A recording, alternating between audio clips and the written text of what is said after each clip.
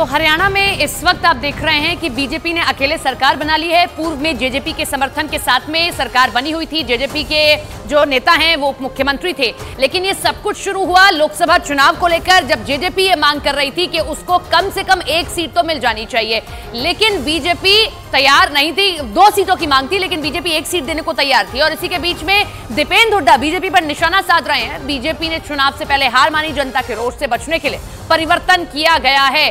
दीपेंद्र हुड्डा कांग्रेस के नेता बीजेपी पर बड़ा हमला कर रहे हैं और कह रहे हैं कि चुनाव से पहले ही बीजेपी ने हार मान ली है, जनता के रोष से बचने के लिए परिवर्तन किया गया है।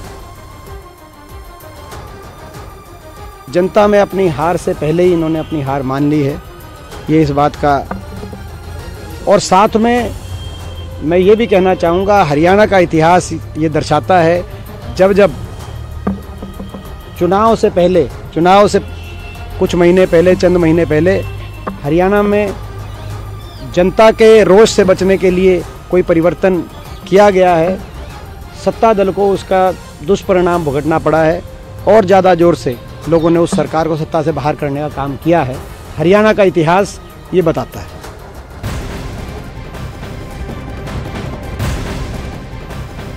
देश भर में सीए लागू हो चुका है और सरकार के इस फैसले के खिलाफ सुप्रीम कोर्ट में याचिका भी दाखिल की गई है। आज सीए के खिलाफ सुप्रीम कोर्ट में सुनवाई हो सकती है। मुस्लिम संगठनों की ओर से सुप्रीम कोर्ट में सीएए के खिलाफ याचिका दायर की गई और संभवतः आज इस मामले पर सुनवाई हो जाए। देश भर में सीए लागू, कुछ ऐसे शरणार्थी, कुछ पर्टिकुलर धर्म से जुड़े शरणार्थी, उनको भी अब नागरिकता मिल जाएगी सीए कानून के तहत। लेकिन मुस्लिम संगठनों ने सुप्रीम कोर्ट में इस पूरे मामले के खिलाफ याचिका दायर कर दी है।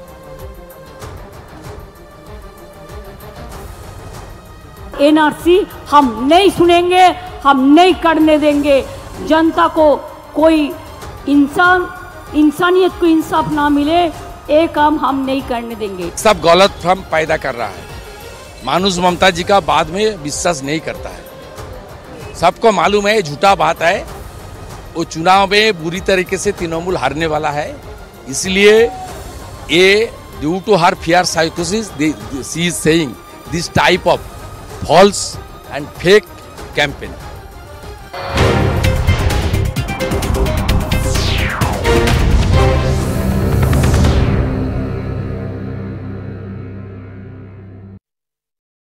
ये शादी समारोह स्थल तिहाड़ जेल से करीब 12 किलोमीटर दूर है।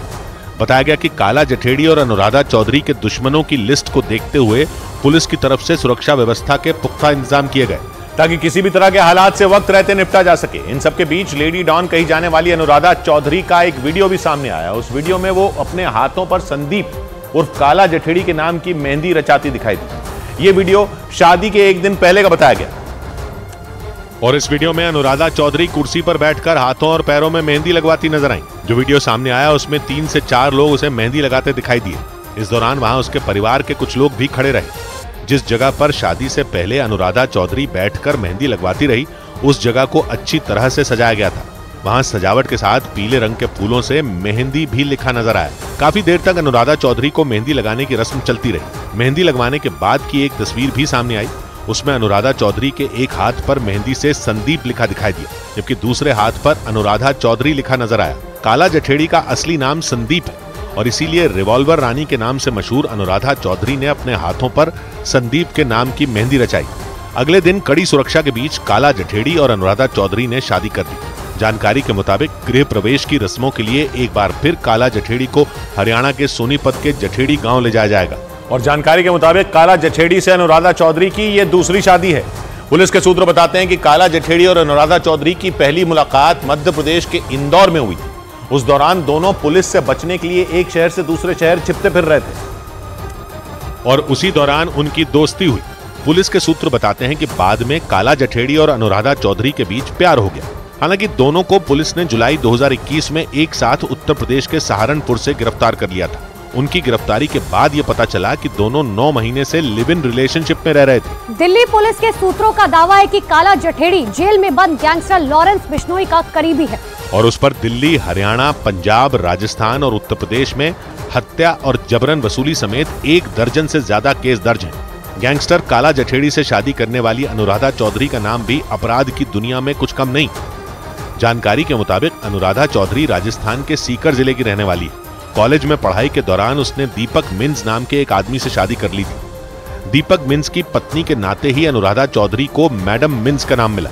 शादी के बाद अनुराधा अपने पति के साथ मिलकर शेयर मार्केट में पैसे लगाने लगी। उसी दौरान उस पर करोड़ों रुपए की ठगी करने के आरोप लगे। बाद में उसका नाम कई अपराधों से जुड़ा। दावा किया गया कि इसी वजह से उसके पति ने उसका साथ छोड़ दिया। पुलिस के सूत्र ये भी बताते हैं कि उसी दौरान वो लॉरेंस गैग के संपर्क में आई थी। कर्नाटक के हावेरी में मिर्च की कीमत में भारी गिरावट के बाद किसानों का गुस्सा फूट पड़ा। हजारों की संख्या में नाराज किसानों ने वहां सरकारी मंडी में बवाल कर दिया। किसानों ने आरोप लगाया कि उन्हें मिर्च की इतनी कम कीमत मिल रही है कि मुनाफा तो दूर, मिर्च उगाने में लगने वाली लागत भी नहीं निकल पा रही।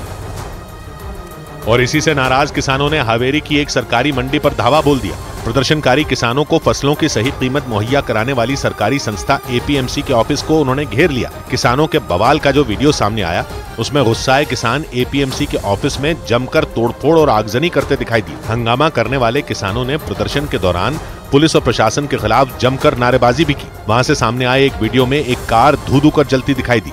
उस कार के आसपास बड़ी संख्या में प्रदर्शनकारी किसान भी खड़े दिखाई दिए। कुछ लोग इस दौरान उस कार का वीडियो बनाते नजर आए, लेकिन तभी उस धधकती कार में एक धमाका हो गया। जलती कार में धमाके के बाद वहां अफरा तफरी मच गई। प्रदर्शनकारी किसान चीखते चिल्लाते हुए इधर उधर भागते दिखाई दिए। और बताया गया कि जिस कार को किसानों ने आग के हवाले किया वो उसी सरकारी मंडी के अधिकारियों की थी। उस कार में आग लगने से पहले किसानों ने एपीएमसी के दफ्तर में खड़ी दूसरी कई गाड़ियों में भी जमकर तोड़फोड़ की। और एपीएमसी के ऑफिस के सामने खड़ी 2 कारों को तो गुस्से में तमतमाए किसानों ने पूरी तरह पलट दिया। उन कारों के पलटने के बाद भी कुछ प्रदर्शनकारी उन पर ईंट पत्थर बरसाते दिखाई दिए। उन गाड़ियों में तोड़फोड़ के बाद किसानों ने उन्हें भी आग के हवाले कर दिया। सरकारी मंडी के ऑफिस में रखे फूलों के गमलों को भी किसानों ने नहीं छोड़ा। वहां चारों तरफ टूटे गमले, मिट्टी और टूटी कुर्सियां बिखरी दिखाई दी। लाल मिर्च के किसानों ने एपीएमसी के ऑफिस की इमारत में लगी कांच की खिड़कियों को भी पत्थर मारकर तोड़ दिया। हंगामा बढ़ने के साथ ही वहां किसानों की संख्या भी बढ़ गई। काफी देर तक उन्होंने एपीएमसी के ऑफिस को घेरे रखा। इस दौरान वो जगह जगह आगजनी और तोड़फोड़ भी करते दिखाई दिए। और किसानों के गुस्से को देखकर ऐसा लगा मानो वो सरकारी मंडी के अफसरों को जान से ही मार देंगे। हालांकि बवाल शुरू होने से पहले ही एपीएमसी के अधिकारी और कर्मचारी वहां से जान बचाकर भाग निकले थे। लेकिन किसानों के बवाल की खबर मिलते ही पुलिस की एक टीम वहां हालात को काबू करने के लिए पहुंच गई। पुलिस का मोर्चे संभालने से पहले ही प्रदर्शनकारी किसान उन पुलिस वालों से भिड़ गए और पुलिस वालों को उल्टा खदेड़ दिया। बवाल के दौरान के एक वीडियो में प्रदर्शनकारी किसानों के हमले से बचने के लिए पुलिस वाले सड़क पर भागते दिखाई दिए। गुस्से में आग बबूला किसान उन पुलिस वालों के पीछे पीछे दौड़ते नजर आए।